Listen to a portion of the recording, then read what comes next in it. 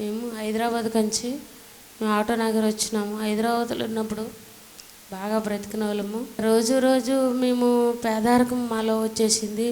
మరి అంతలోనే ఇంకా మా ఆయనకి యాక్సిడెంట్ అయ్యింది. ఒక 10 లక్షల దాకా ఖర్చు అయిపోయినాయి. ఇక్కడికి ఒక బిల్డర్ ద్వారాన విజయవాడ వచ్చేసేయండి రాంబాబు అని అంటే ఏదో ఒకటి చేద్దాం, ఇక్కడ ఉండలేమని మేము వచ్చేసినాము. ఇంటి వానరేమి నున్న ఎన్టీపీసీ దగ్గర విశ్వాస మందిరం ఉంది. అయ్యగారికేమి మా సమస్యలలో చెప్పిందామా, చెప్పగానే చర్చికి రండి మీ బాధలలో తీరిపోతేనే అయ్యగారు చెప్పారు. మరి అక్కడ ఉన్నప్పుడు బాగా తాగాడు, బాగా అసలు అంటే భరించలేని నరకం మాకు అసలు ఆయనతో అనుభవించోళము. ఇక్కడికి వచ్చినాక 2వ వారం 3వ వారం ఆయనంతలో ఈయనే మానేసినాడు. మరి నా భర్తకు ఆరోగ్యం ఇచ్చినాడు దేవుడు, నా భర్తను మార్చినాడు.